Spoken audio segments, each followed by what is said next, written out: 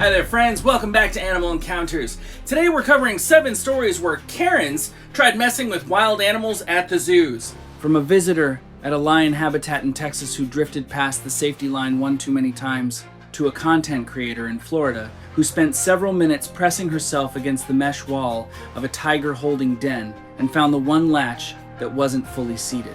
But first, let's start with the first story, where a woman fell into a lion enclosure at a safari park in Texas. On the 18th of July 2014, at an accredited safari park near Houston, Texas, the morning air had already settled into the particular Gulf Coast heat that arrives before the sun is fully up thick, windless, and carrying the smell of damp grass and animal feed from the overnight holding areas. The sky was pale and flat, cloudless in the way that promises no relief later, and the first visitor groups had been moving through the entry gates since before 9 a.m. Chantal Viro, 33, had arrived at the park that morning without any professional affiliation or media credentials. She was not a wildlife photographer, a journalist, or a content creator with a documented platform. She was a visitor with a phone and what witnesses would later describe as a consistent orientation toward getting herself as close to the subject as the physical environment would allow. Now, there's a certain kind of person who treats every barrier like a suggestion instead of a boundary. Safari parks see them constantly. Most of them leave with a photo. A few don't leave at all. The lion habitat's containment setup was standard for an accredited facility of its type, a system designed around layered distance rather than a single barrier. A waist-high visitor railing ran several feet back from the edge of a dry moat separating the public area from the habitat floor. A painted safety line on the ground in front of the railing marked the closest point a guest was permitted to stand. The distance built into that system was not decorative. It accounted for the drop into the moat, the depth of the trench, and the gap between the moat's far wall and the habitat floor. Chantal crossed the painted line early in the demonstration and leaned over the railing to extend her camera toward the enclosure. A staff member approached and redirected her. She complied, stepped back, and within a few minutes had drifted back to the same position. A second warning was issued, this time more direct. Again, she stepped back. When another visitor told her to stop, she became visibly irritated, but there was no confrontation with staff. She simply waited until attention had moved elsewhere. And honestly, once someone starts treating safety staff like obstacles instead of experts, the situation is already moving in the wrong direction. That pattern, comply fully, let the moment pass, resume, is one I've seen in almost every case like this. It looks like acknowledgement. It isn't. It's a person managing the interval between the behavior they want to do and the moment staff stops watching. While recording herself facing the camera rather than the enclosure, she stepped down onto the lower concrete lip bordering the top edge of the moat. That surface was a narrow structural ledge not designed for foot traffic, covered in loose, fine gravel that provided no reliable grip under a shifting load. She lost her footing and fell approximately 12 feet into the dry trench below. The fall itself was survivable. She was conscious after impact and began moving and vocalizing almost immediately, and that's what changed everything. That's the brutal part. If this had ended with a broken ankle in the moat, it probably becomes a humiliating story instead of a fatal one. Lions maintained in accredited zoological facilities develop a conditioned relationship to human presence at a consistent distance on the other side of a boundary. That conditioning does not transfer to humans who appear inside the containment zone. A person on the floor of the dry moat, moving erratically and producing high-volume sound at close range, does not register within the same behavioral framework as a guest at a railing 30 feet away. An adult male in the habitat approached. When Chantal began screaming and attempting to scale the opposite retaining wall, the animal's behavior transitioned from investigatory to predatory. He closed the distance in seconds. The initial contact was to her upper body. He seized her by the back of the neck and drove her to the ground with his full weight behind it. She went down and held. He didn't release. Staff deployed auditory deterrence from the moat edge above, and the animal briefly disengaged before returning. Emergency recall alarms had activated immediately, and containment protocols were underway, but the interval between the first contact and extraction was not survivable. She died from traumatic neck injuries before teams could enter the moat. The thing that stays with me about this case is that the fall wasn't the decision. The decision was every moment she waited for staff to look away before going back. The fall was just where that series of decisions ended up. The park's full incident review identified no failures in the physical containment infrastructure. The painted line, the railing, the moat dimensions, the alarm response all performed within design parameters. Staff had issued multiple verbal warnings before the fall occurred, documented by witnesses and on facility surveillance. Every system the park had built to prevent this outcome had been active and functional. Chantel had moved past all of them, one managed interval at a time, until the last one. The next case also starts with a warning that was heard, acknowledged, and set aside. The difference is the animal didn't wait for a fall to change the context. The door opening was enough. On the 3rd of March, 2015, at a drive-through safari reserve in the Limpopo region north of Pretoria, the afternoon light was already dropping toward gold by the time the later visitor circuits were moving through the carnivore zones. Early autumn in that part of the Highveld brings a specific quality of late-day light, long and amber, angled low across the open ground. A pack of African wild dogs that had been resting in broken shade near the roadside were on their feet and ranging in the loose, coordinated way that marks a pack shifting from rest into an active state. Maribel Knox, 44, was moving through the reserve's vehicle circuit in a personal SUV. The reserve operated a self-drive format through its predator zone under rules communicated in writing at entry, posted on signage throughout the route, and announced via audio at the boundary of each predator section. The rules were explicit. Windows remained mostly closed. No food extended beyond the vehicle. No doors opened for any reason. No occupant exited the vehicle under any circumstances. Maribel had received a verbal warning earlier in the circuit after she lowered her window fully in a non-predator section to photograph impala. She complied at the time. One warning. Earlier in the day, in a section where the consequence was an impala photograph rather than a predator response. She knew the rule. She'd already been told once. What changed in the predator zone was the calculation, not the awareness. People like to describe incidents like this as mistakes, but opening a vehicle door around active predators isn't confusion. It's gambling that the rules are overly cautious. Her vehicle came to a stop near the resting pack. Witnesses in a following vehicle reported what happened next. Her door opened. She stepped partially out, one foot on the ground, one still in the vehicle, apparently attempting to photograph the pack from outside the SUV. The distance between her vehicle and the nearest animals at that moment was less than 15 meters. 15 meters sound far away to people who've never watched how fast coordinated predators can move. In reality, that's almost no distance at all. 3 animals oriented toward her within seconds of the door opening. A person stepping out of a vehicle is a categorically different stimulus from a stationary vehicle near a resting pack, a novel ground-level presence at close range, during a period when the pack was already in an active behavioral state. She attempted to re-enter the vehicle, but the door had swung wide, and she had no clear grip on it from outside.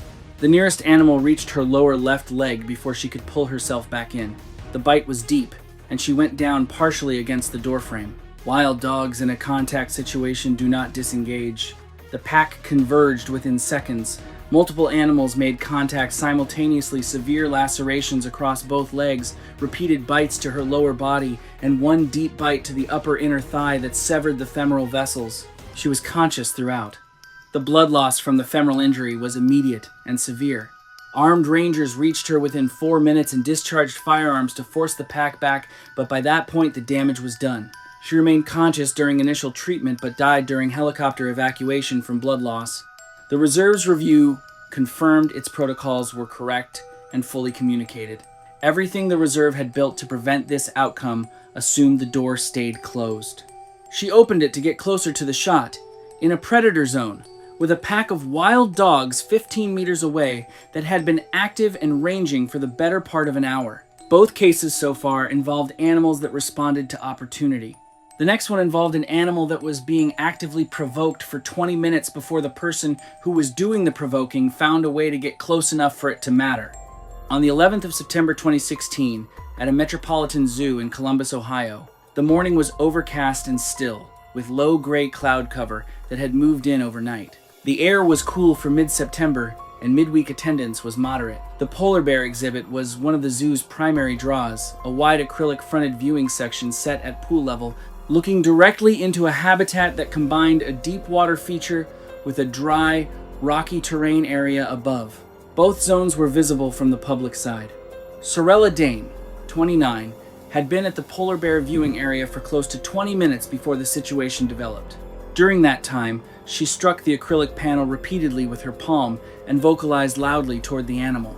Witnesses described her attempting to generate a visible reaction for what appeared to be a live broadcast.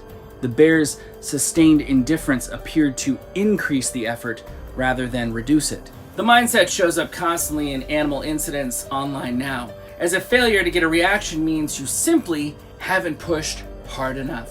20 minutes of nothing. That's a long time to keep going when the animal isn't responding. Most people lose interest and move on. She treated indifference as a problem to solve. And if that's dangerous, because with predators, the absence of a reaction is not permission. Sometimes it's just patience. Polar bears in established zoo exhibits do not typically respond to noise and surface contact from the public side of the viewing panel. The acrylic represents a boundary the animal stopped treating as meaningful long ago. Sorella was not generating a reaction because no reaction was available from that position. The polar bear habitat included a service corridor running alongside the public viewing area used by keepers during scheduled feeding transitions. Access between the corridor and the habitat interior was controlled by a heavy sliding panel set into the enclosure wall. That morning, the panel had not been fully seated after an enrichment item was moved into the habitat during an early feeding transition. The gap it left was narrow, not obvious from the corridor side unless you were close and looking. A rope barrier separated the public area from the service corridor entrance. Surveillance footage captured Sorella moving under it while the viewing area's attention was concentrated on a keeper talk beginning at the opposite end of the exhibit. The panel being unseated was a lapse. She didn't find it by accident. She went under a rope barrier to get into a space where finding it was possible. That was a choice she made before she knew the panel was there. Inside the corridor, the distance of the acrylic viewing panel no longer existed. A polar bear that detects a novel stimulus inside the established boundary of its habitat does not display, does not warn, and does not pause to assess. It moves. The animal came through the gap and was on her before she could react. An adult polar bear can exceed 1,500 pounds and closes distance without any of the pre-contact signaling most large predators display.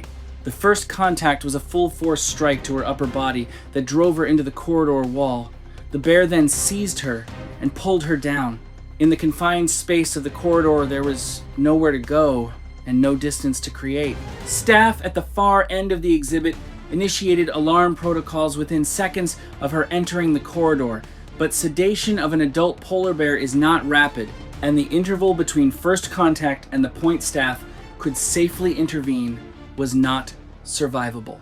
She died before paramedics reached her. The investigation confirmed the unseated panel as a procedural lapse during the morning enrichment transition. Keeper protocols for panel seating verification were reviewed and updated. She spent 20 minutes trying to get a reaction through the acrylic.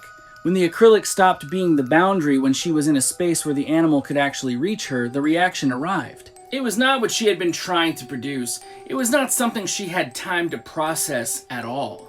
The next case doesn't involve a barrier being crossed deliberately. It involves a phone, and a railing, and a crocodile that had been watching the edge of its enclosure the entire time. On the 27th of December 2017, at a marine reptile center in Osaka, Japan, Elowyn Price, 51, had joined the afternoon feeding presentation at the saltwater crocodile enclosure. The no-flash policy communicated before and during entry was a welfare protocol for several nocturnal species housed there. It was posted at the entrance, repeated on audio announcement inside the hall, and communicated verbally by floor staff. Staff members documented multiple interactions in which Elowyn was asked to disable her camera flash near the enclosure. The pattern was consistent. She complied briefly after each request and resumed within a short interval. That's not forgetfulness. That's a person who has decided the rule doesn't apply to her and is managing the staff rather than following the instruction. The enclosure used a glass viewing wall along the public side and a secondary maintenance railing set back from the water's edge, separating the visitor area from the zone directly adjacent to the pool. During the presentation, Elowen's phone went over the railing and landed on the restricted side, between the barrier and the water's edge. She stepped over the railing to retrieve it. A phone feels important right up until the moment something far older and stronger than you decides you've entered striking distance.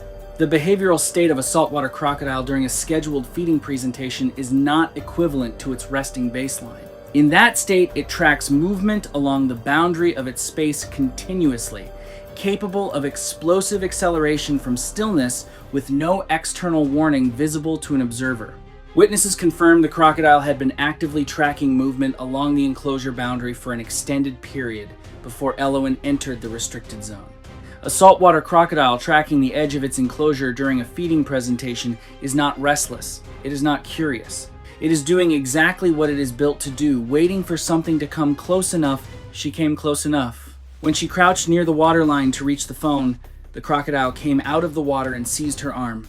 The bite clamped shut with an estimated force exceeding 3,700 pounds per square inch, enough to crush bone outright. The animal immediately initiated rotational behavior, spinning rapidly to disorient, destabilize, and submerge. She was wrenched off her feet and pulled into the water before anyone nearby could react. Staff could not safely enter the pool area while the animal had contact with her. She was held underwater for an extended period and died from a combination of drowning and traumatic injury before rescue divers reached her after the animal eventually released. The facility's review identified the no-flash policy as correctly implemented, the secondary barrier as structurally appropriate, and staff conduct as fully consistent with procedure. Neither was designed to account for a visitor who physically entered the restricted zone. The maintenance barrier was a few feet of railing, clearly marked. She stepped over it to pick up a phone while a saltwater crocodile in feeding state was tracking the edge of its enclosure. The crocodile had been watching that line the entire time that she wasn't. From water to open ground. The next case takes place in full daylight, with clear sightlines, 2 handlers present, and an animal that gave every warning it had before it charged. On the 24th of May, 2014, at an elephant conservation park near Chiang Mai, Thailand, the late morning heat had settled fully over the grounds by the time the second visitor session was transitioning between groups. The sky was clear and bright, with the high altitude glare that comes off open ground in northern Thailand during dry season. Between scheduled feeding sessions, handlers were moving animals through a designated service lane that ran alongside the main visitor infrastructure, a controlled transfer corridor not accessible to visitors under any operational circumstance, marked with barriers, used exclusively by handlers during animal movement. Vivica Thorne, 63, had been part of the morning feeding session and had raised the issue of visitor distance, specifically her view that guests were positioned too far from the elephants. When the session concluded and the inter-session transfer began, she moved past the barriers demarcating the service lane and entered it. Witnesses described her advancing toward the calf with her phone extended for a close-range image. 2 handlers were present in the lane, managing the transfer. She had complained during the session that guests were too far away. When the session ended and the animals moved into the service lane, she followed them. The complaint and the decision were the same thought. There's a recurring assumption in tourist animal encounters that proximity automatically creates authenticity. In reality, proximity is usually what creates the emergency. The mother elephant's warning sequence began before Vivica reached the calf. Trunk elevation, ear extension, head displacement, the lateral swinging motion that precedes a committed response in a threatened female elephant. Both handlers vocalized clearly and immediately in Vivica's direction. She continued toward the calf. 2 handlers, both calling out. The elephant displaying every warning in its repertoire. None of it reached her. She was looking at the calf through a phone screen. Phones narrow human attention in ways people seriously underestimate. Once someone is framing a shot, the rest of the environment can disappear on them completely. Adult female elephants can exceed 7,000 pounds and accelerate from a standing position into a committed charge with speed that forecloses retreat on foot at close range. The charge came without further warning. The animal struck Vivica with her head and forelegs at full momentum, driving her backward and off her feet. She impacted a wooden fence post behind her with the full force of the collision, the elephant's weight continuing to press forward and pin her against it. She sustained catastrophic thoracic trauma, multiple rib fractures, pulmonary damage, and severe internal hemorrhaging. She was unresponsive by the time handlers were able to separate the animal from her position. She died before emergency medical personnel reached the location. The review of handler conduct found no deviation from correct procedure. Both handlers had been actively managing the transfer and had issued explicit verbal instructions to Vivica before the charge. The lane was closed because what happens in it during a transfer is not what happens on a feeding platform. The barriers made that explicit. The handlers made it explicit again when she was already inside. The elephant made it explicit in the only language it had left. Every case so far, the person who died made the decision that put them there. The next one is different in one specific way. By the end of it, the person who died hadn't made any of those decisions. Someone else had. On the 2nd of October 2017, at a wildlife park in Alberta, Canada, the evening air had turned sharply cold under a clear autumn sky by the time the fundraiser was moving into its final hours. The event had drawn a substantial crowd through the early evening, with alcohol service operating in designated areas across the grounds. As closing time approached and cleanup began, staff working the breakdown had started repositioning sections of temporary crowd fencing used throughout the event to direct traffic away from non-event areas. Tamsin Vale, 32, and a small group moved into a restricted pathway near the grizzly bear habitat during that window. The pathway ran along the exterior of the enclosure's perimeter moat system, a dry trench bordered on the habitat side by dense vegetation growing to the enclosure edge. Tamsin approached a maintenance rail along the moat edge and climbed over it, dropping several feet into the moat below and sustaining an ankle injury on landing. She climbed over a rail in the dark at a wildlife park next to a grizzly enclosure at the end of an event with alcohol service. There is no version of that sentence that doesn't end badly. Alcohol doesn't create good decisions in places like this. It just lowers the remaining resistance against the bad ones. Grizzly bears in late season conditions the weeks immediately preceding denning are in a physiological state that affects their behavioral profile in consistent, documented ways. Metabolic demands are elevated, sensory alertness is high, and the threshold for territorial response to close-range intrusion is measurably lower than at other points in the annual cycle. The animal had been observing Tamsin from distance after she entered the moat, remaining stationary through that initial period. When she began vocalizing and attempting to climb the opposite wall, the bear's behavior shifted. That detail, the bear watching still before she started making noise, is the part that doesn't leave you. It wasn't startled. It was waiting to see what she did next. The bear crossed the moat in seconds. It made contact with a full-force strike that drove her to the ground, then seized her by the upper back and neck, the grip pattern a grizzly uses to subdue large prey, applying force sufficient to fracture bone.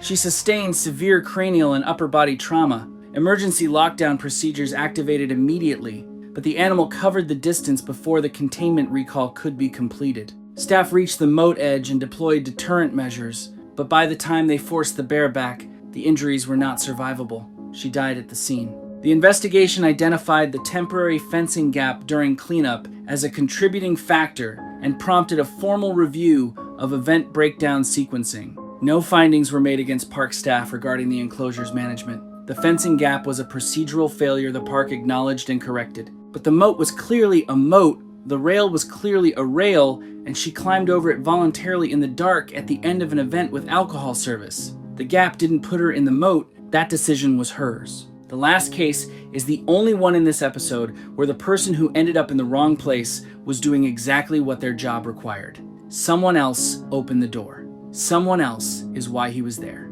On the 14th of August 2018, at a licensed exotic animal facility near Orlando, Florida, the late afternoon sun was still pressing heat into the concrete paths as the facility moved through its closing procedures. Visitor attendance had thinned to end-of-day levels, and operational focus had shifted to the nightly rotation, the controlled process by which animals are temporarily shifted to off-exhibit holding dens while cleaning. Crews work through the enclosures. Callista Moreau, 24, produced social media content built around confrontational interactions, boundary testing encounters with security personnel and employees, recorded and uploaded as entertainment. Investigators confirmed she had entered the employee-only service corridor running behind the tiger exhibit while actively filming. The corridor was not ambiguously marked. Restricted access signage was posted throughout its length in multiple formats. The format of her content required the sign to be visible when she crossed it. The sign being there was part of the bit. That's what makes this particular case hard to sit with. The holding dens where the tigers had been secured used layered containment. Exterior mesh barriers forming the outer wall of the holding space, and interior sliding steel gates separating individual den compartments. A secondary standoff rail ran parallel to the mesh face, approximately 18 inches, out a low, fixed barrier designed to keep maintenance personnel from making incidental contact with the mesh surface while moving through the corridor. Callista stepped over the standoff rail and pressed herself against the outer mesh to frame her shot. She vocalized toward a Bengal tiger secured in one of the holding sections and struck the mesh surface with her open hand while filming. She did this for an extended period. And the longer someone gets away with reckless behavior, the more invincible they usually start to feel. While repositioning herself against the mesh for a different camera angle, she applied lateral pressure to a maintenance latch on the mesh frame. The latch had not fully seated after the cleaning rotation conducted earlier that day, a mechanical deficiency that had not been identified before the facility entered its closing hours. Under the pressure she applied while shifting her weight, the latch displaced. The gap that opened was not large. The tiger forced a forelimb through it immediately and made contact with her left arm and shoulder. She was pulled hard and fast against the mesh. A tiger's forelimb grip carries immense force, and the claws had already driven deep into the soft tissue of her arm. She had no meaningful distance to create in the narrow corridor, and no leverage to pull away. The animal continued to pull, tearing through muscle and compressing the major vessels in the brachial region. Staff reached the corridor within minutes, and deployed emergency deterrent equipment to drive the animal back from the mesh. The injuries to her arm and shoulder were severe, extensive soft tissue loss and vascular damage to the brachial region. She was transported with active hemorrhage and died in surgery approximately 2 hours later. She found the unseated latch because she had stepped over a safety barrier and spent several minutes pressing herself against the mesh of a tiger holding den. That's the only reason it mattered. A maintenance deficiency in a corridor no visitor ever enters is not a danger to anyone. She made it one. The investigation identified the unseated latch as a procedural failure from the cleaning rotation, and post-cleaning inspection protocols were reviewed and updated. The finding was genuine, and the facility addressed it. But the latch doesn't explain what she was doing in the corridor. It doesn't explain the standoff rail on the ground behind her. The camera documented all of it. It was running the entire time. That's it for today's episode. If you did like this video, be sure to smash that like button. Be sure to hit that subscribe button. I'll see you next time.